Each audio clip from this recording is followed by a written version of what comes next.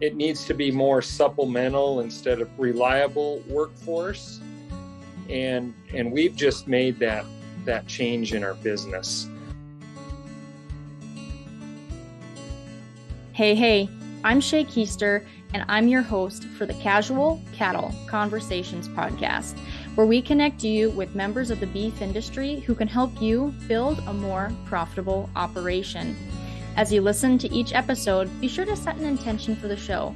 What do you want to get out of it, and how do you want to use this information to make changes on your operation? If you're looking for more ranching resources outside of what's being shared on these podcast episodes, sign up for my free weekly newsletter. I'll send ranching information and podcast episodes straight to your inbox every week. In addition to that, you will also receive a free PDF with 22 ranch management tips from the gurus who have been on my show. The link to sign up for that is in the show notes. With that, let's hear from our guest today and discover how we can improve the beef industry and our own unique cattle operations.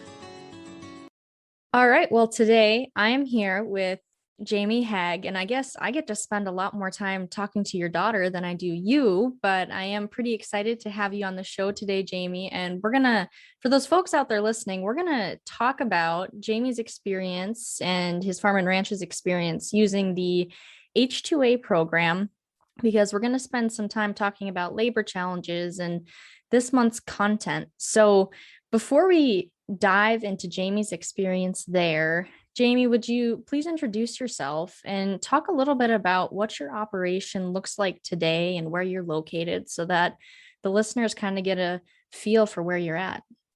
Sure. We live at Carson, North Dakota. We have a partnership between my brother's family and my family. My wife, Deb, and we have 3 children, JC, which works for Nebraska Cattlemen's Association. And then we have 2 kids in high school still, Grant and Hayden, our 2 boys. And Claire's family, him and Jennifer, they have 4 kids, a senior in high school, 2 kids in high school, and their twins are in 6th grade. So that's a little bit about our families. Our place has been was a homestead in 1906, started by my great grandfather, came over from Norway. We're a diversified operation. My brother takes care of the farming side of our business, along with the marketing side. I take care of the cattle, the cow-calf side, the registered cattle, and the feedlot. My sister-in-law, which she takes care of our books, and she's also an attorney, so which comes in handy when we start talking about H-2A stuff and visas and government policy, because it seems like it's gotten to be where you almost need an attorney in the family to make sure your I's are dotted and your T's are crossed, or they're just going to throw it at the bottom of the pile. Well, you have a lot of things going on. You have a lot of people running around on your place. So that's pretty cool to see a family operation like that. Did you say 1906 was the homestead year? Correct. Yeah, that's been in the family for a long time. Good for you guys. So what kind of drove you to start looking into the H-2A program? What were you experiencing where you thought that this would be like the next step for you guys to try this program because you needed help? So before Claire and I came home, my father, Jim, has lots of what we'd call horror stories of labor. And but he always had, from a young age growing up, we always had employees. We normally had a family or 2 on the place, but it was that seasonal help that we were really lacking. And I don't remember how we heard about it, but it was about 17 years ago when we started with our first H-2A. And it's kind of gone from there. So, okay, so you said 17 years ago is when you started. So, what advice do you have for those who are just thinking about getting into the program if they haven't experienced this yet and they're just thinking about it? What questions do they kind of need to ask themselves to see if they need to take the next steps into exploring this program? Well, the H-2A program has changed a lot over the years. When we first started the program, I think there was a lot more leniency where we could we could have a visa, we could use them on the cropping enterprise, we could float them over to the cow calf enterprise, and it worked fairly smoothly.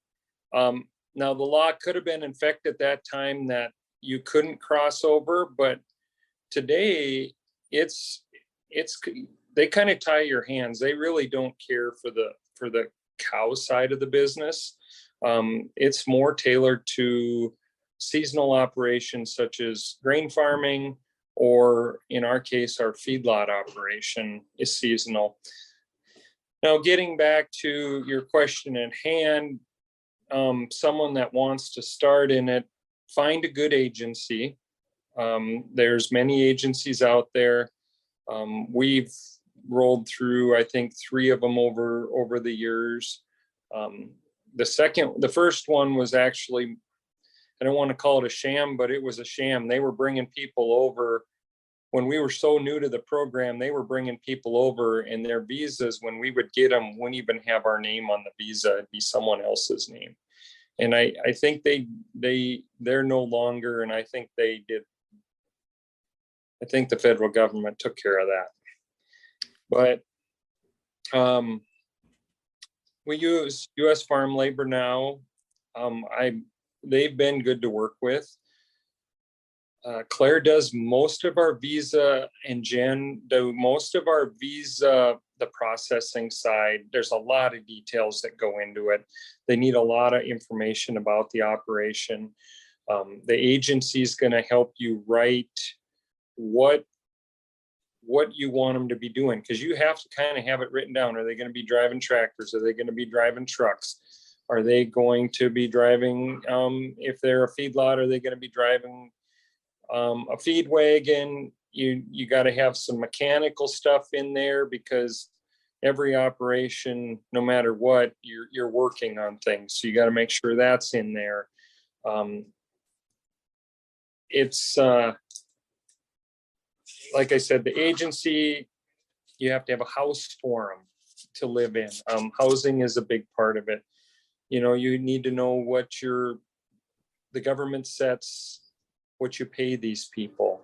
And it's no longer cheap labor. You pay their plane tickets from wherever they're coming from. There's a lot going on behind the scenes that people don't realize. So, you brought up that it's changed a lot and that you mostly use it on the farming side of your operation because it works a little better there for the seasonal work. Is that because of some of the government restrictions, or just because of the seasonality of farming and ranching? Like, why is it working better for your farming side better than the cattle side for you? So in my opinion, the government can distinguish that you put a crop in the ground and you harvest a crop, and that is the season. What they don't realize in farming is that you also haul grain to town, you work on equipment all winter, you do all those things that you can consider it a year-round employment option. Mhm. Just like in a cow calf business, there's seasonal work there. There's calving, there's putting up hay, there's weaning, there's feeding those calves. You could pick a season there, but they really don't like the words calving in an application. So with that being said, on our operation, we have our summer H-2As. They don't even see a cow, because and then we end up on our busy days, end up taking our full-time employees that might be in the cropping operation, and they may help work cattle for a day. But there's a pretty rigid line that they follow there.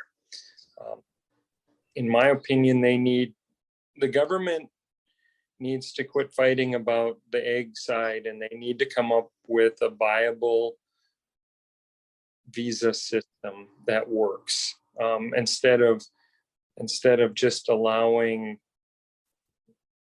I know people that use illegals, and it's either you do this or you go to the other side, and we've chosen for this generation anyway to use the visa programs and stay with what we're doing. But it gets difficult at times if a visa gets held up or a piece of paperwork isn't right, and you're going to the field. Normally where we live, we're planting by the middle of March.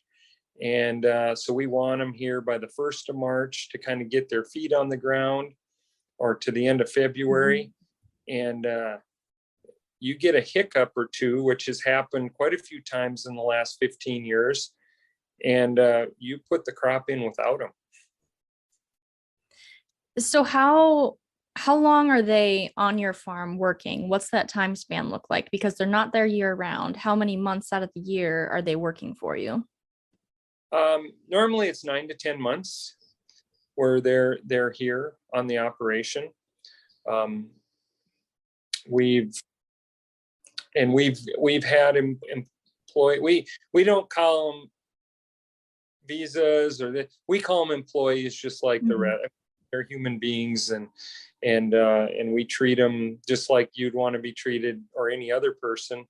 But we've had, I call it the blessing, to have people from all over the world working at this place, because you make friends for life, especially in my younger years when I was in my upper 20s until about 40. You're similar age to a lot of these young men and women, and you build friendships.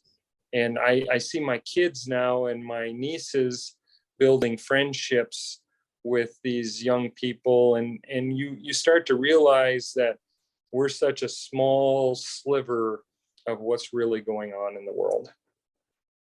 Well, that's really neat. Hey folks, I've got a quick question for you. Do you know the magical feeling that comes when things just work out? Like when the vet says all your cows are bred? Don't you wish you could feel that more often? Well, I'm here to tell you you can, by using Cattle ID. With Cattle ID, you can store, share, and collaborate on your herd records from your mobile device. Yes, I said collaborate, because multiple people on your operation can analyze and access this information at one time. So you can say goodbye to the back and forth miscommunication and misplaced records.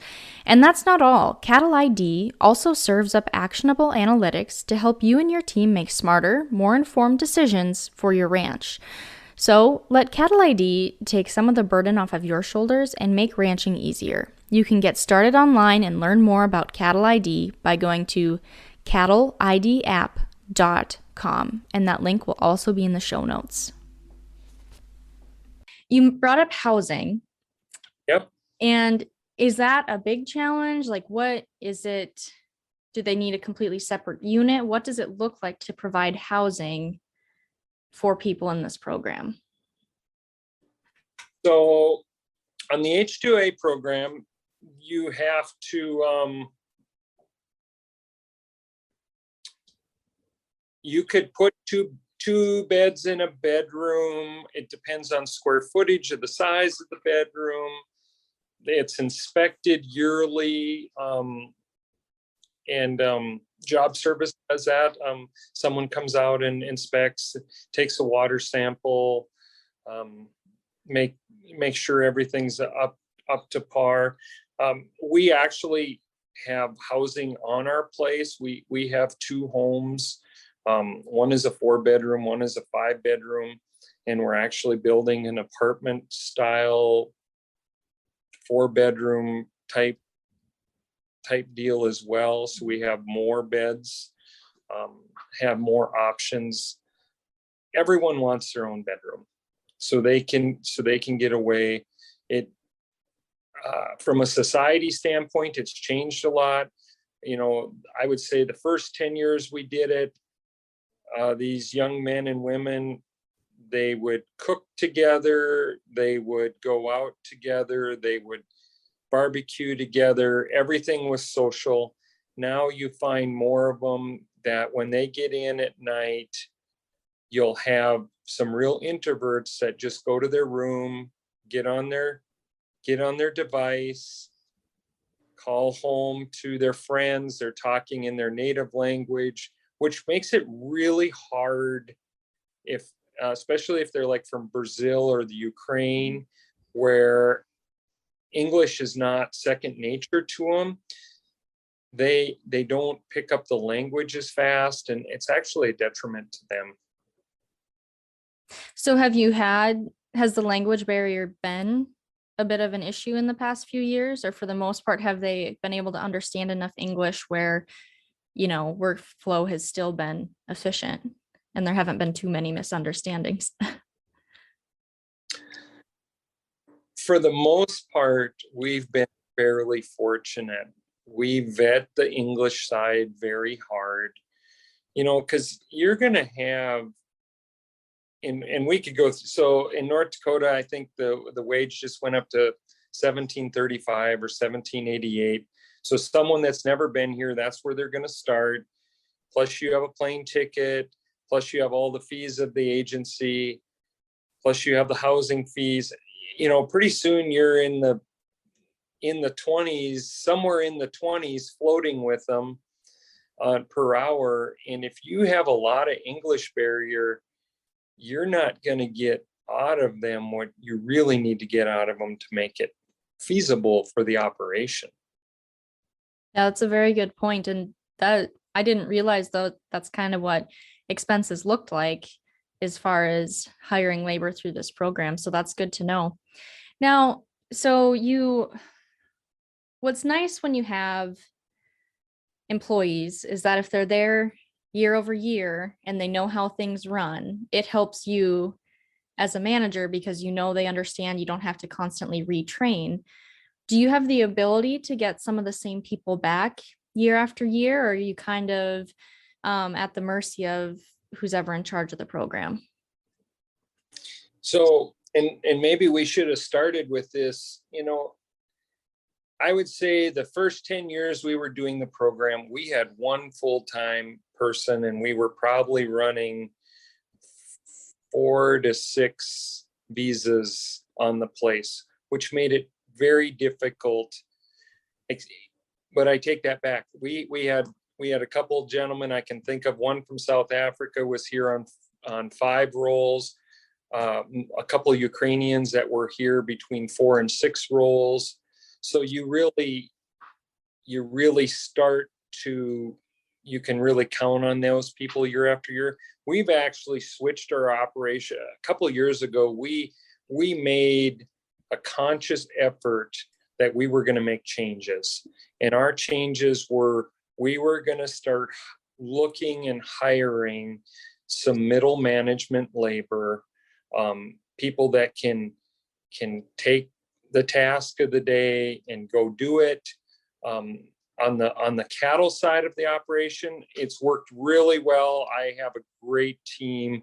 In fact, I don't, on the feedlot right now, we have a couple visas, but on the cow calf side, everyone has been through at least 2 calvings here, and our one gal has been through 4 calvings. So we look at it as it needs to be more supplemental instead of reliable workforce. And we've just made that change in our business. We're still working on that on the grain farming. We've actually recently hired a full-time mechanic, which is going to take a ton of pressure off Claire and me for that matter, because no matter which side of the operation, things still roll through that shop.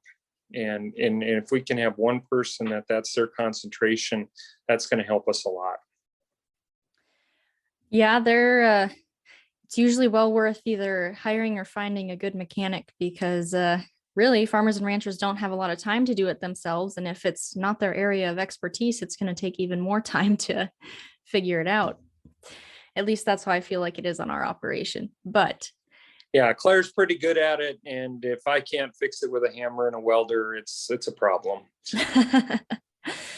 So I guess another question, not necessarily H-2A related, but just when it comes to managing employees in general, what are some effective methods of communication that you've found to try and keep everyone on the same page? Like, how have you learned over, the past 17 years to be an effective communicator and leader with your employees?